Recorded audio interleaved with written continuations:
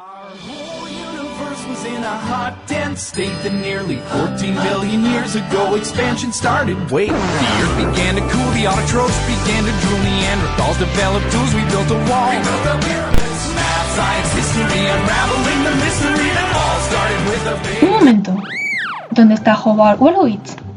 Pues bien, se fue a viajar por el espacio en una nave espacial, ya que la NASA le contrató. ¿Sabes cómo puede afectarle la aceleración en el despegue y la desaceleración en el aterrizaje en una nave espacial?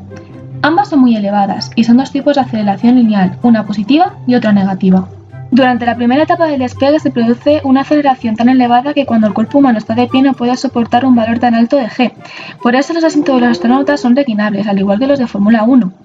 Eso tiene un efecto sobre el sistema circulatorio. Cuando un astronauta está sometido a una G positiva, la sangre se desplaza hacia la parte más inferior del cuerpo, aumentando mucho la presión de las venas de los pies. Incluso puede producir el apagón de la visión en un plazo de pocos segundos y la inconsciencia poco después, o puede fracturar las vértebras. Estas fuerzas G negativas pueden ser muy elevadas y esto incrementa la centrifugación de la sangre hacia la cabeza, aumentando la presión sanguínea cerebral, lo que puede romper pequeños vasos. Sin embargo, los vasos del interior del cráneo muestran menos tendencia a la rotura por el líquido cefalorraquídeo que los protege. Como los ojos no están protegidos, a menudo presenta ceguera transitoria de coloración roja. Stop.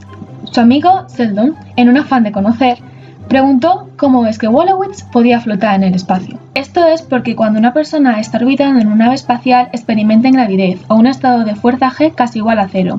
Es lo que se denomina microgravedad. La causa de esto no es que la gravedad no arrastre al cuerpo, sino que ésta actúa al mismo tiempo tanto sobre la nave espacial como sobre la persona. Por este motivo, la persona simplemente no es atraída hacia ninguna parte específica de la nave espacial. Un amigo comentó a Sheldon que esta microgravedad podía traer problemas fisiológicos, por lo que él no dudó a buscarlo en internet. Averiguó que los astronautas pueden experimentar cinetosis durante los primeros días de viaje, que consiste en náuseas y vómitos. Esto se debe a una alteración de las señales que llegan al centro del equilibrio del encéfalo. También se produce un desplazamiento de líquidos en el interior del cuerpo porque la gravedad no genera las presiones hidrostáticas normales. A todo esto hay que sumar una disminución de la actividad física porque no es necesaria ninguna fuerza de contracción muscular para oponerse a la fuerza de la gravedad. Sin embargo, ¿por qué los astronautas deben realizar entrenamientos tan duros para viajar al espacio? Durante vuelos espaciales muy prolongados se producen efectos graduales de desacondicionamiento en el aparato cardiovascular, junto con la disminución de la fuerza muscular y de la capacidad de trabajo, así como la pérdida de masa ósea. Durante la exposición prolongada a un ambiente de microgravedad se produce una atrofia del músculo cardíaco y esquelético. Por ello son tan importantes estos entrenamientos. Sin embargo, ¿cómo es que Wolowitz respira?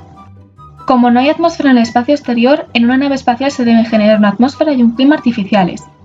Hay 4 veces más de nitrógeno que de oxígeno, que protege contra la disminución del volumen pulmonar por el colapso de una parte o todo del pulmón, que se produce cuando se respira oxígeno puro. Sheldon ya avisó a su amigo Wolowitz antes de viajar al espacio de todos estos problemas, por lo que tiene la certeza de que volverá sano y salvo y todo estará perfectamente.